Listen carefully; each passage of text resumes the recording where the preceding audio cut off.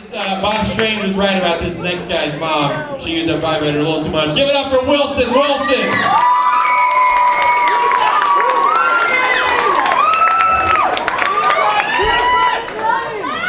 Wasn't prepared for that opening. Thanks. Guys, everyone here having a good weekend? Yeah. Guys, I'm having a great weekend. It was way better than last weekend. Last weekend at 6 a.m., my roommate knocked on my door, woke me up, and was like, Wilson, I just took a spoonful of acid. Yeah. I looked at him, I was like, that's not how the Mary Poppins song goes. I had to babysit his ass all day, guys. It was painful. But like, at one point I had a comedy show later that night, so I sat him down and was like, buddy, look, I'm not getting paid for the show tonight, so I'm not gonna be able to pay rent again. So you can't get arrested.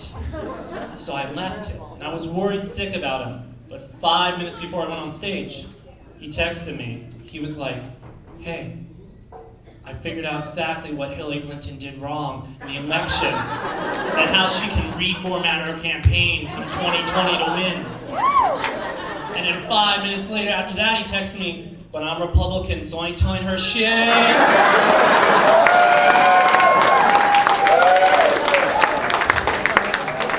I performed that joke in Plano yesterday, and a bunch of people applauded as soon as they heard Republican. They were like, yeah!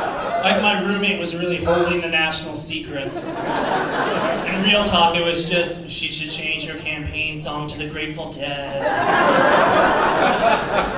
I heard some guy yell it out earlier, so I'll just say it. If you're confused and are like, I've seen this guy somewhere, I am Hipster Waldo. Yeah.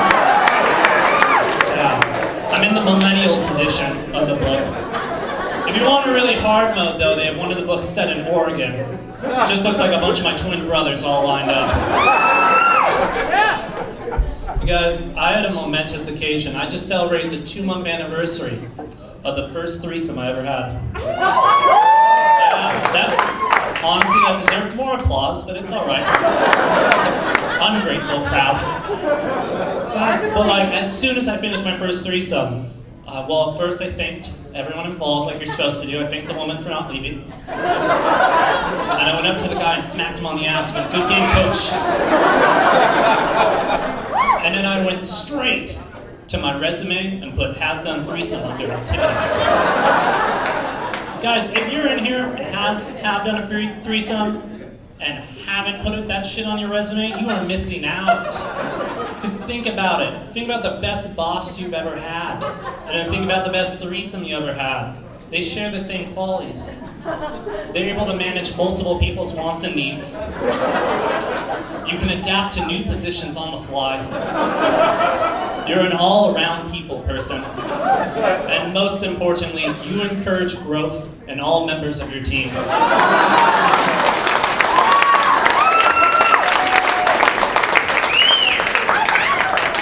But guys, I had a great...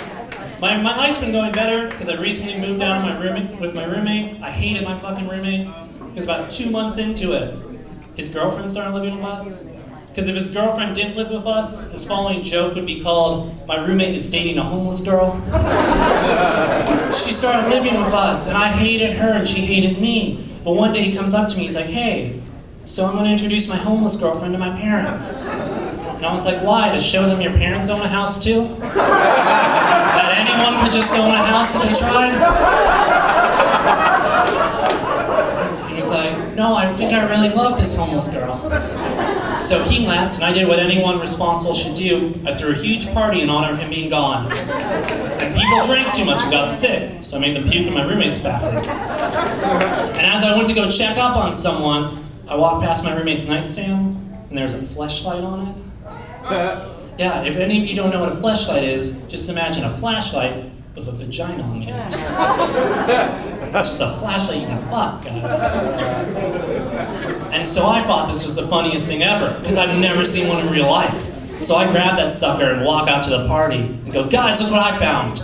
And the whole party's quiet, no one's laughing, like I thought they would. Because it wasn't a fleshlight, it was just a normal dildo. And I was holding on to the business end. how you grade dildos, whether you're like, this is a sexy dildo or a cute dildo. But it was like a beautiful dildo I was holding. It was purple with white stripes. The purple was painted on. The white wasn't. Yeah. As soon as my roommate came back, I was like, I have to break the lease, buddy. He's like, why? I was like, I can't look you in the eyes anymore. It's not gonna go well. But I went on a date last weekend, guys. My life's going a little better. Some people were really excited that my life's not sad anymore back there. Thanks. No, I went on a date and I had no help from my wingman at all. I had the shittiest wingman ever. And I only found this out because she's bad with relationships. She came up to me one day crying. She's like, Wilson, my boyfriend cheated on me for the 12th time.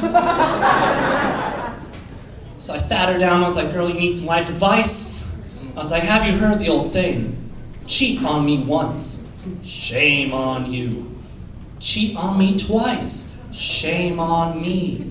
Cheat on me 12 times. Bitch, the saying don't go that high. Get some self-respect. Guys, but before I found out my wingman was bad, probably like the 5th or 6th time she got cheated on, she was like, Wilson, I found this great girl for you. And so like she showed me a picture and I was like, yeah, I'm down. A couple of my friends had met her and were like, don't do it, Wilson. She's crazy. And guys, I don't know if, I just described her as quirky. Instead I was like, nah, this chick's quirky. So I don't know if every guy in here knows what they mean by quirky. When a guy says a girl's quirky, that means we know she's crazy. We're ignoring every red flag about her because she has huge tits. We want to touch them. And guys, honestly, the girl was really nice. She waited all the way till the food came out before she told me, so I hear voices. Do you want to hear them too? And honestly, I'm a nice guy. I want to know what's going to murder me later that night. So I said, of course, do the voices.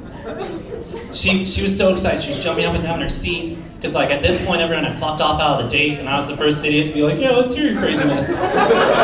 She's like, okay. Well, my first voice sounds like this, and it's my crazy voice. And it tells me to do crazy things. It was around this time I noticed a steak knife was within arm's reach of her.